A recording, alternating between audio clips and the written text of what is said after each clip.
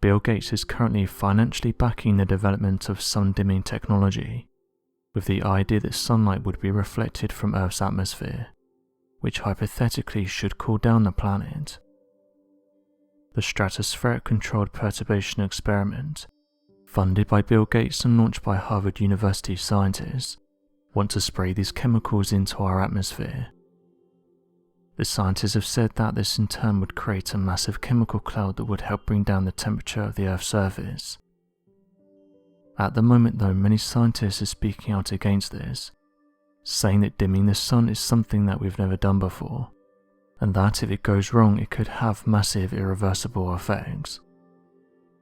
Many of these scientists have outright said they want the experiment banned, saying that although Earth is heating up, there's other ways that we can cool it down, and spraying loads of chemicals into the sky is a risk that we shouldn't be taking. Many researchers and scientists are asking government officials to block these experiments, saying that we don't have enough data on them to be able to make an accurate prediction about what will happen once they're in the sky.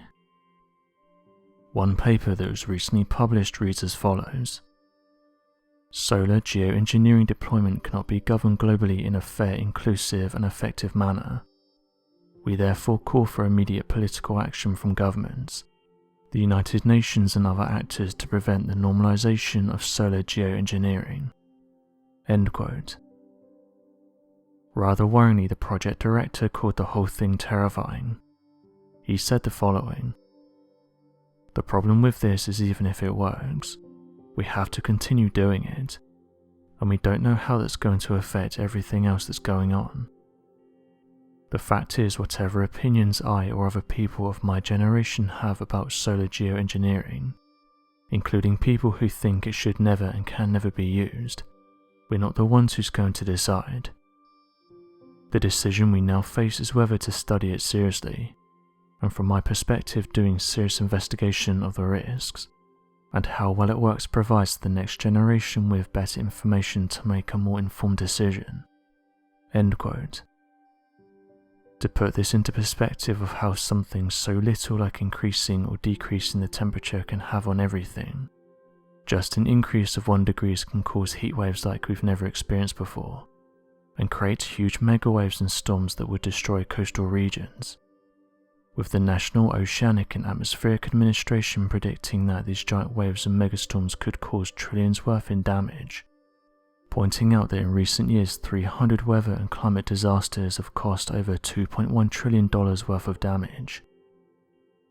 The National Oceanic and Atmospheric Administration said the following: in 2021, there were 20 weather climate disaster events with losses exceeding $1 billion, and this was just in the United States.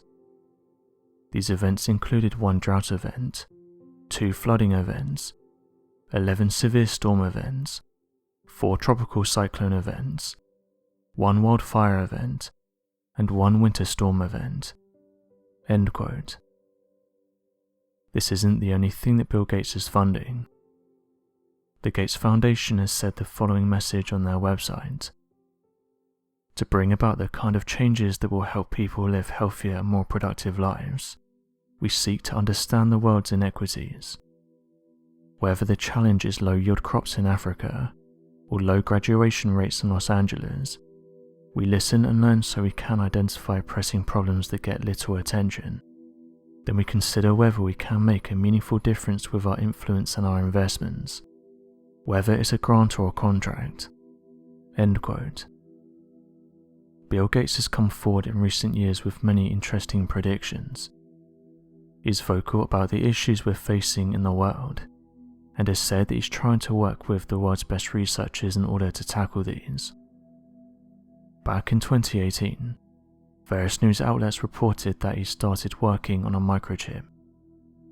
The microchip in question has been described as being tiny, around the size of a pepper flake.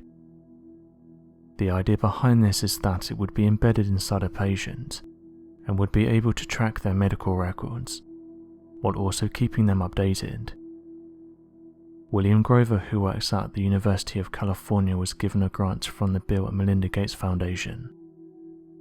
Grover's lab is using microchips that will go directly into patients, Each of these microchips is unique, and the researchers have said that one of the benefits to this is that patients' records will be much safer, and that clinical mistakes will be greatly reduced. Interestingly, it was announced back in 2018 that Swedish people were using these microchips, which were replacing ID cards. Not long after this, it was reported that a Swedish company started to ask its employees to have these microchips embedded underneath their skin. They said that one of the main benefits was that it helped with passing through locked doors and other secure places. It's believed that between 3,000 and 4,000 people have had a microchip installed in Sweden, and the chip is smaller than a single grain of rice. The increase in people having chips installed under their skin has been on the increase over the last 3 years, with officials saying that the technology was first introduced in Sweden in 2015. One individual named Erica said the following: "The microchip that's inside my hand has helped me to replace the need to carry around many daily necessities. This includes my office keycard and gym card. When I arrive at work, I simply have to wave my hand close to a small box, and then enter a code, and the door opens. It's very convenient, and it saves a lot of time." End quote. So what do you make of Bill Gates and the projects he's working on? Be sure to leave your questions and answers in the comment section below, and help us to grow this community while working to solve these unexplained mysteries. Thank you for watching, and don't forget to subscribe for more videos.